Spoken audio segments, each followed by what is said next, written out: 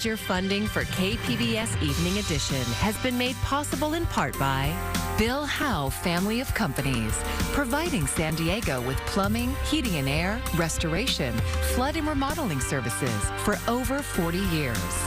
Call 1-800-BILL-HOWE or visit billhowe.com.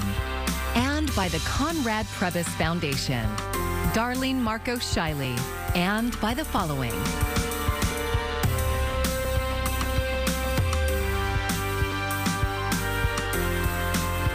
And by viewers like you. Thank you.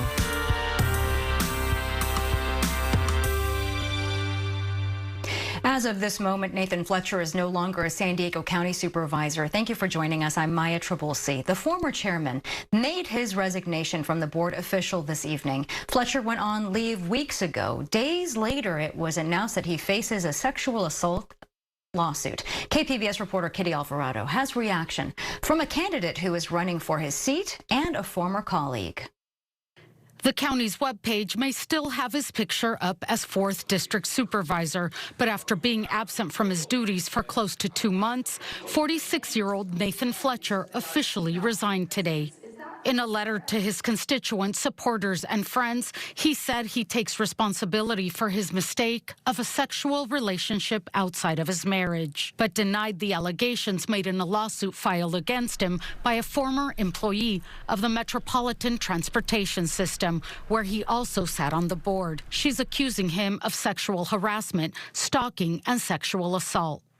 He also apologizes in the letter, saying, quote, "You put your faith in me as your elected representative, and I let you down. For that, I am truly sorry." We reached out to Fletcher's accuser through her attorney. They did not respond. I'm glad to see this get over with and be done. You know, it's unfortunate, what he did.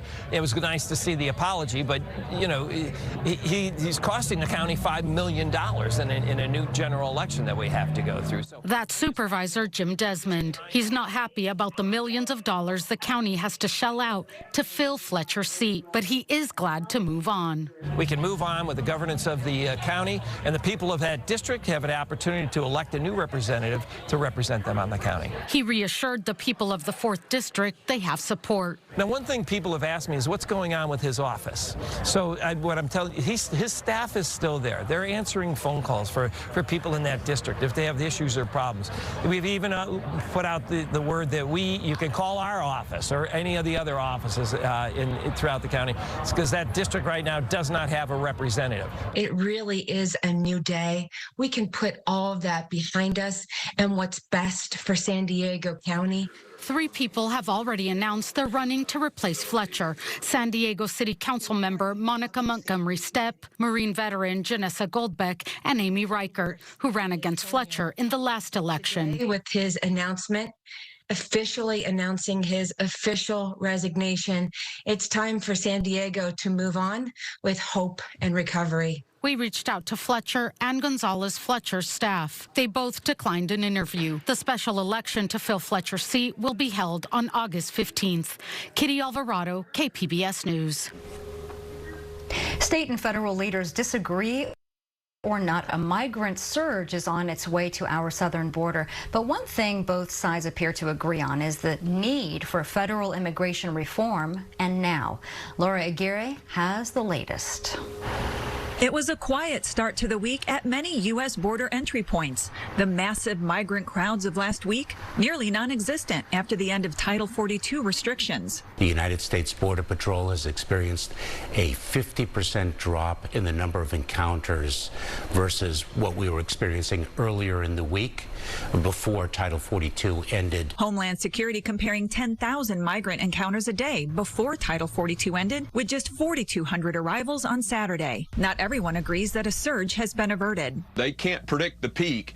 CBP said 40% increase is expected with Title 42 gone. That's another 9 million people in 2 years. A judge's ruling last week temporarily blocked the government's release of most migrants into the U.S. before they have their court date, a move that's stretching resources in several host cities. We do see that the Border Patrol is full, but we are prepared. We're ready to move forward. We have finite resources, and we are indeed stressed here in Denver. The Biden administration is expected to appeal the no-release ruling as some cities join forces to get a sit-down in the Oval Office. 5 of us mayors, including Mayor Adams of New York, D.C., Chicago, and Denver, have joined together in a letter to the White House that arrives today requesting a meeting with the president. The federal government should get all the border mayors in one room so we can all be on the same page. This is not a Democrat or Republican problem. This is an American problem.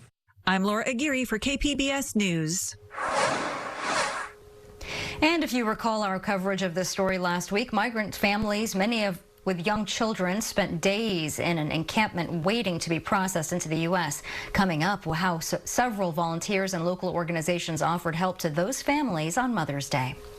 The city of Vista, took a step toward curbing homelessness today. KPBS North County reporter Alexander Nguyen was there for the groundbreaking of an affordable housing community for seniors. In about a year, this pile of dirt will turn into this, a 54-unit permanent supportive housing for people 62 years and older who are experiencing homelessness or at risk of being homeless. Dubbed the Santa Fe Senior Village, it will be fully furnished and 100% affordable. We're not building facilities for people from other places in the county. We have the need right here in Vista. John Franklin is the mayor of Vista. He said his grandmother lived in HUD-subsidized housing, and he saw firsthand what it meant for her not having to worry about missing rent. So I am very proud to have played a very small role in supporting this project, and we will continue to prioritize building direct subsidized housing for seniors so that they can have a dignified quality of life. The project is being developed by National Core, a nonprofit affordable housing developer. It is one of 3 National Core projects underway in North County. The others are in Oceanside and Escondido. The project is expected to be completed by summer 2024. It will have 51 studio apartments, 2 one-bedroom apartments, and a manager's unit. This site right here is right next to shops and the Vista Transit Center, and that's important because developers want people who live here to have the autonomy to go where they need to go. The residents will receive vouchers from the county to cover part of their rent, and no one will be paying more than 30% of their income toward rent. Nick Machion is the director of the county's Health and Human Services Agency. We need projects like this and more of them. So we're very, very excited in the County of San Diego to be not only a partner, but a contributor for the ongoing aging well of our residents here. The project is located in Vista Deputy Mayor Corina Contreras' district. She says the project is part of the city's strategic plan to curb homelessness. Without the housing component, you have folks waiting on the sidelines for too long. That's where we get to see, unfortunately, folks go back into experiencing homelessness. According to the state's homeless data integration system, seniors are one of the fastest growing homeless population. Contreras says this project is just one step towards solving the homeless problem. Alexander Nguyen, KPBS News. El Cajon is taking more control over the county's hotel voucher program aimed at addressing homelessness. The city council voted unanimously to require any group offering vouchers to apply for a special operation license. Even if the license is granted, the city manager could revoke it if new rules are not followed. And those rules include conducting background checks on participants and submitting regular reports to the city summarizing who is in the program. The ordinance takes effect on June 9th. California is celebrating the 10th anniversary of a groundbreaking tool that has helped focus cleanup efforts in many of the state's disadvantaged communities. KPBS environment reporter Eric Anderson shows us how San Diego portside communities have benefited. Barrio Logan is a mishmash of industry and homes. The Hispanic neighborhood is also one of the state's most polluted, with residents carrying some of California's heaviest health burdens. Residents here know that in large part because of Cal EnviroScreen. That's the state's visual tool for measuring which census tracts suffer the most. It gives us a real sense of how people are experiencing the environment in their real day-to-day lives. California's Environmental Protection Secretary says the database organizes seemingly disparate bits of information housing costs, emergency room visits, and air pollution, to name a few. Altogether, that information can gauge the environmental risk in a specific region, and government officials can see the parts of the state that need help and direct limited state resources there. That allows not only the state, but local governments and community-based organizations to understand various layers of impact that are affecting neighborhoods. Diesel pollution has long been an issue for portside neighborhoods in San Diego. Barrio Logan residents have fought for decades to direct traffic away from the community's residential streets. But diesel pollution only represents one challenge, and the California tool acknowledges that. It really shows the neighborhoods that are suffering the most impacts from different factors, and really as we are able to make investments or different things come up, what neighborhoods should be kind of first on the priority list. Barrio Logan has been near the top of the list in the past decade. There are high asthma rates, high housing prices, and a high number of toxic spills. Several census tracts near there have some of the highest pollution burdens in California, and state lawmakers are using CalEnviroscreen to funnel resources into communities that suffer the most. CalEnviroscreen should be driving investments and policy that would allow those neighborhoods to reduce the redness from the CalEnviro screening model and show it, to show it more green. And so that you are able to see that, you are able to see, impacts and things that can change over time. California is already sending money from the state's greenhouse gas reduction fund to census tracts that the screening tool identifies as disadvantaged. That gives Barrio Logan and communities like it resources to make life better. Eric Anderson, KPBS News. I'm William Brangham. Tonight on the NewsHour, a special counsel's report criticizes the investigation of the 2016 Trump campaign. Coming up at 7, right after Evening Edition on KPBS. San Diego is one of the top cities in the country for multi-generational households. More than 10% of people live with 3 or more generations under the same roof, and each home is different. KPBS will be exploring how in a new series. Here's reporter Katie Hyson. We hang out with people that are from 26 to 75, and everything mixes. So that's a big surprise. It's sometimes a little bit difficult because this is not where we thought we would be, at this age. I'd rather she's here with us and, we take care of her as best as we can and do what we can for her. You definitely have to get over things very quickly and have an open relationship with the ones you love. There's never a feeling of loneliness. Where's yours? Multi-generational living is the norm in many cultures, but there's another reason likely driving the trend in San Diego. It's just too expensive to be here. Ricardo Flores is the director of a local nonprofit for affordable housing. And if your family's from San Diego, it's, sure, you could pick up and move to Arizona or somewhere else, but this is your network. This is where home is. He says it's one thing if the home has enough space and privacy for multiple generations, but in many cases, that's not what he sees. People convert garages, legal or illegal, to be able to house people. As a kid, you don't think much of it, but then as you get older, you're like, wait a minute, that's the garage. That's crazy. They're living in the garage. Garages, living rooms, multiple people to one bedroom. Flores sees all sorts of living arrangements. He says the lack of affordable housing in San Diego is creating tenement-like living conditions. I've been in places in City Heights where I've opened the door and I could just tell there were so many people. It was so hot and it just wasn't a pretty picture that I didn't even look beyond, even though my eyes wanted to go what the hell's happening here? He says those kinds of conditions also lead to higher stress and lack of sleep. It's just not a productive way to live. It's not getting the best out of our people. He sees lack of housing space as primarily a zoning issue. More than 3/4 of residential housing in San Diego is zoned for single families.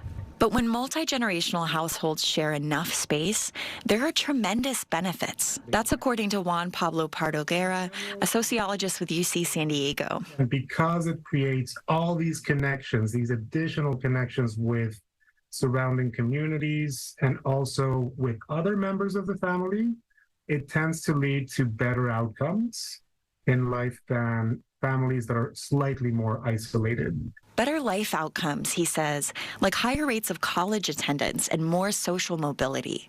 It allows families to share childcare and finances and build more capital. Resources we get from having good neighbors, having friends nearby that we can rely on. In the coming weeks, we'll tell you stories from all ends of the spectrum. People who live together by necessity. We also could keep an eye on them as they aged and maybe had different needs arise, which inevitably happens. And by choice. I just think this is quite a luxury to be able to live like this. In tight quarters. There has to be a lot of patience, and it's going to be hard, but the focus is, the parent. And on sprawling properties. Well, we do live on 12 acres, so there is a lot of space, luckily. With their cultural norms. I think it's maybe just the way we grew up, like whether it would be my parents or her mom, when it came time to take care of a family member. I think we were just all raised to not put somebody in a home, to just take care of them as long as you can. And against them. Where our parents lived far away from where we lived, and so that seemed to be the norm, and now we're all on top of each other here. But they all have one thing in common. They're making it work. It's working out. Yeah. Mm-hmm. Yeah. It's fun. It feels good in your heart to be close to your relatives. This series will explore how. Katie Hyson, KPBS News. Do you have a story to tell about your multi-generational household? You can go to kpbs.org/roof. Now that Title 42 restrictions have expired, many women are traveling across the border with their children seeking asylum in the U.S. Some San Diegans spent their Mother's Day offering their help.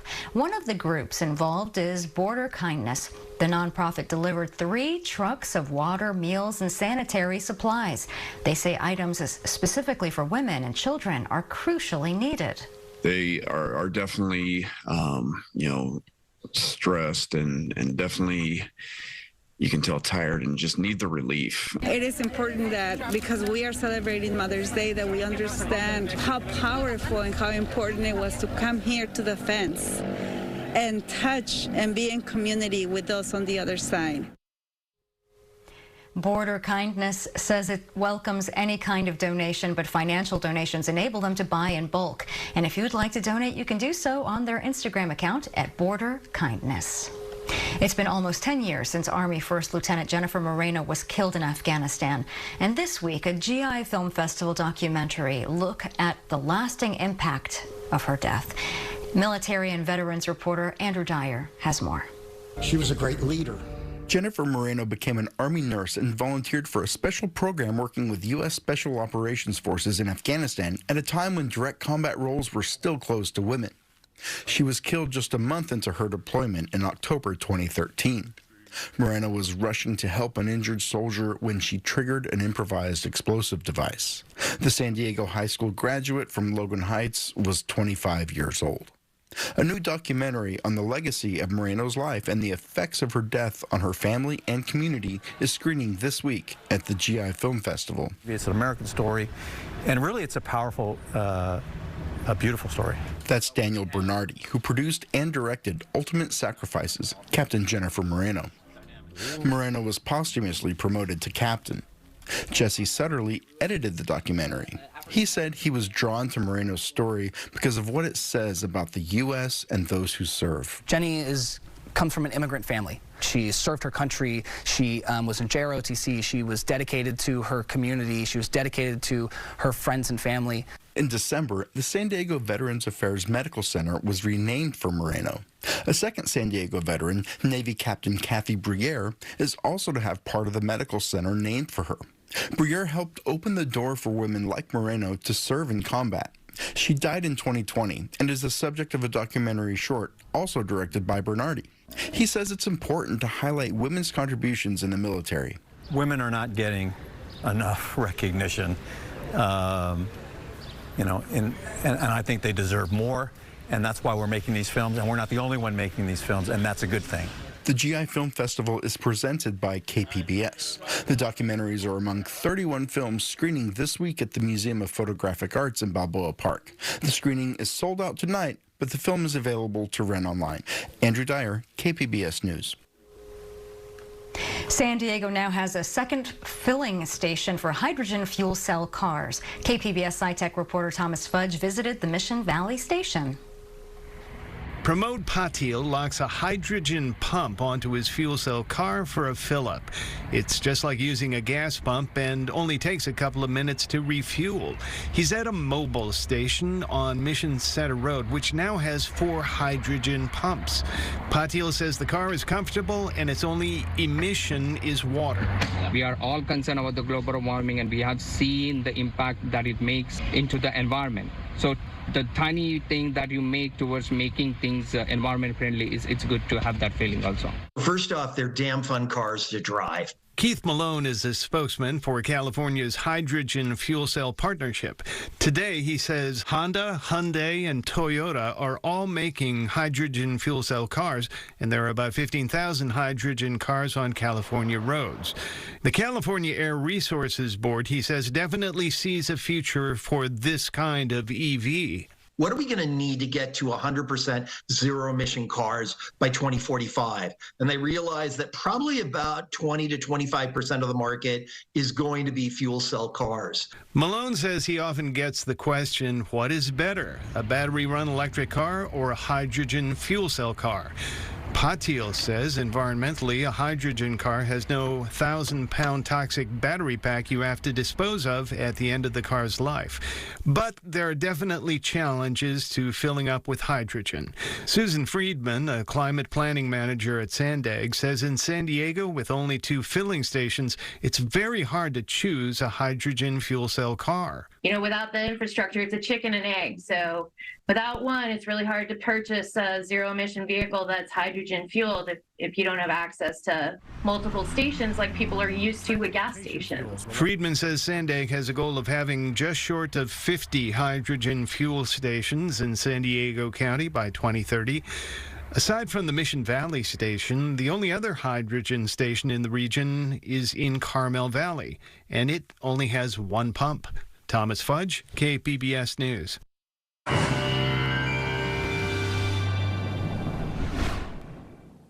Well, let's get right down to it with your weather headlines. What are we dealing with for the week? Well, a few afternoon clouds, especially across the mountains and more of the coastal areas, as we are dealing with a little bit of a disturbance across the upper levels of the atmosphere. Slight thunderstorm chance, mostly going to be for the mountains over these next few days, but temperatures are going to remain above those historical averages. Now, high pressure building across the Pacific Northwest, near record heat there, but as we travel south to our region, well, that moisture is going to increase as we're getting some of that flow pushing in from the Gulf. Warm and dry north, showers and thunderstorms in the mountains of the southwest, and that's what we're going to be seeing more of as we head again throughout the week, even into Friday with this wet pattern across the desert southwest. And of course, we're going to be pulling in some of that moisture too, feeling a little bit humid at times too, especially across Southern California from LA down towards San Diego. Now tonight, we're dropping down to a low of 60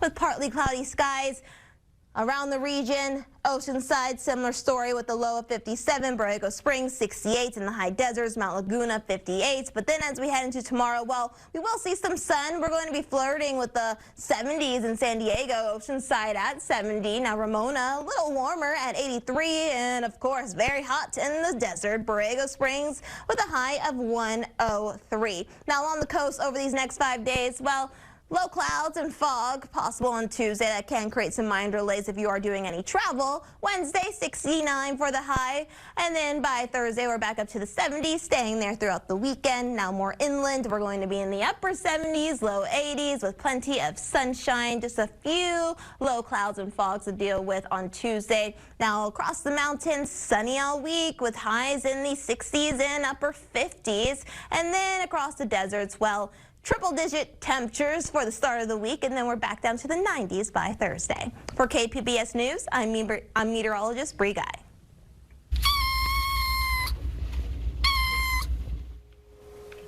That's Cutie Pie Wednesday. That's her name. It's an 8-week-old kitty, and she's looking for a new home after being found in a tight spot last week. The driver of a pickup truck heard meowing at a stop sign. When he pulled over, he found the cat with her head stuck in a hole in the frame of the truck. A veterinary team from the San Diego Humane Society rescued her. I wasn't sure where to go from there because we couldn't take the frame apart. We couldn't cut anything. So we got pretty worried that we wouldn't be able to get her out. Dr. Bree Sarvis sedated the kitten and used Q-tips to gently push her head through the hole, and then the kitten was pulled out with a snare. Wednesday is doing well at the San Diego Humane Society's Escondido campus and is ready for adoption, but the truck's owner has expressed some interest in adopting her. And here's a look at what we're working on for tomorrow in the KPBS newsroom. Artificial intelligence is already here. NPR's Morning Edition takes a look at how AI technology could and should be regulated. And they aren't afraid to go there. The host of the new KPBS podcast, Everybody's Doing It, joins Midday Edition to share what they've learned from their intimate conversations. And you can find tonight's stories on our website, kpbs.org. Thanks for joining us. I'm Maya Trabulsi. Good night.